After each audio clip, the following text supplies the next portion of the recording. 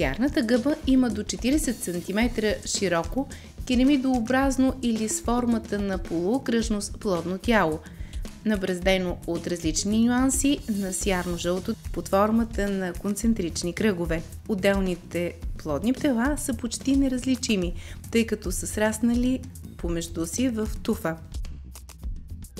Месото ѝ е с приятна миризма и слабо кисел вкус. Пастървата е широко разпространена гъба в Северна Америка, Австралия, Азия и Европа, където е често причина за гниене на дървесината на живи или мъртви дървета. Има дебело стъбло, обикновено прикрепено в една точка към мъртъв дървен ствол. Тялото е жълто до кафяво, с характерни подобни на люспи образования от горната страна. От долната му страна се виждат характерните за рода пори, съставени от групирани снопове тръбички. Микоризните гъби се развиват по корените на дърветата чрез оплитане на крайните коренчета или проникване в кореновият им слой.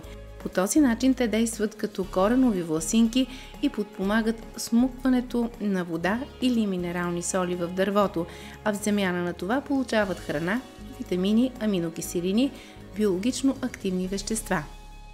При някои видове гъби образуването на плодно тяло е невъзможно без връзка с дървета. Други видове съжителстват с различни видове дървета, например манатарка с габър, бреза, бук и смърч, масловка и рижика с иголистни дървета, брезовка с бреза. Голяма част от микоризните гъби са с много ценни хранителни вещества. Те са служили за храна на човека още от древни времена. Консумират се основно заради хранителната им стойност, която е сходна с тази на зеленчуците и продуктите от животински произход. Богати са на белтъчини, минерални соли, мазнини, витамини и други вещества и по своите вкусови качества заемат едно от първите места между храните от различен произход. Основно място сред тях заемат манатарките. Те са популярни в почти всяка световна кухня и се събират масово заради изключителните си вкусови качества. Само опасностите, които крие събирането на диворастящи гъби, спасява някои от видовете от пълното им унищожение. За тяхното определяне и правилно бране се изискват сериозни познания. Различаването на някои видове е много трудно и винаги крие риск от отравяния или алергична реакция. Понякога в ядливи гъби, които растат замърсени с места, могат да се натрупат вещества от тежки метали, отрови за диви животни, пестициди от растенията и това да ги направи неядливи. Отровните гъби, които приличат твърде много на ядливи видове, се наричат двойници. Погрешни са твърденията, че само отровните гъби посиняват, а само в ядливите се развиват ларви на насекоми и биват наядени от диви животни. Бързо посинява месото на ядливата огнена манатарка, подобно на отровната дяволска гъба. Плодните тела на всички отровни гъби се развиват ларви на насекоми, а отровата им е безвредна за някои животни. Мастилената и порцелановата копринки стават отровни при консумация с алкохол. В противен случай месото ѝ е много вкусно и напълно безопасно. Червената мухоморка предизвиква халюцинации, само в отделни случаи може да предизвика смъртно отравяне. В младо състояние тя може да се обърка с една от най-вкусните диворастящи гъби – булката.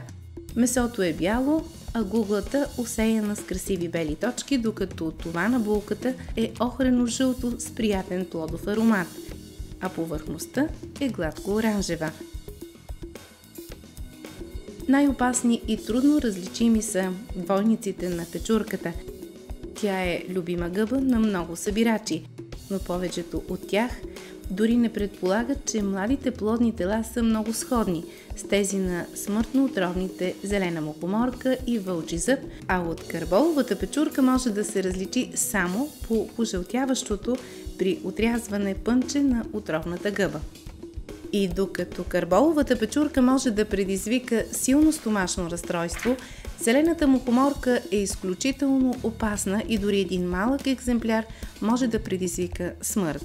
Основният причинител на смърт е токсинът алфа-аманитин. Симптомите на отравяне настъпват след 6 до 24 часа. В повечето случаи необратимата вреда, нанесена на бъбреците и черния дроб, настъпва преди появата на симптоми. Нейна разновидност е бялата мухоморка с почти същите опасни качества. Пачият крак расте в окапалата шума на широколистните и смесени гори, по мъхове, но винаги край корените на живи дървета, с които гъбата съжителства чрез микоризна симбиоза. Ръбът на шапката е обърнат навън с фуниевидна форма при развитата гъба. Кожицата е с жълто-оранжев цвят и не се отделя. Плодното месо на гъбата е в същия цвят, твърдо с характерен слаб аромат на кайсии. Иглолистните гори и основно младите смърчови и елови насаждения са основен ареал на червената млечница, популярната рижика.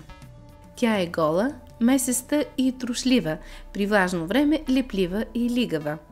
По цвета си прилича на прясно изпечени керемиди или е оранжево-червена, някои определят цвета и като морковен. Има винаги правилни концентрични кръгове с по-ярки или по-слаби отцветявания. При пипане на ранените места стават тъмно-зелени. Пънчето е оранжево-червено, като се разреже изпуска обилно оранжево-червено мляко.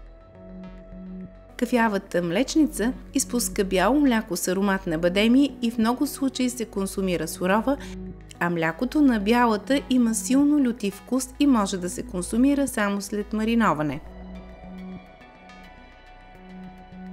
Характерен аромат на чесън има чесновата челединка, която за разлика от обикновената си съименица има тъмно-виолетово пънче и расте в периферията на широколистните гори. Друг обитател на разредените гори и поляни е сърнелата. Отначало е яйцевидна, после сферична и накрая плоска с бяла, кремава или бежова кожица, покрита с груби, по-тъмни кафяви люспи, които са разположени в концентрични кръгове и се раздалечават с развитието на плодното тяло. Пънчето е много стройно, с голям подвижен пръстен. Поради впечатляващите си размери и характерна окраска, сърнелата не представлява трудност за определяне. Жълтата рогачка е с жълтеникав цвят, с неправилна форма, с характерни жълти бодилчета, покриващи долната част на гуглата. Поради тази особеност не може да бъде сбъркана с друга гъба и е позната на почти всички европейски трапези.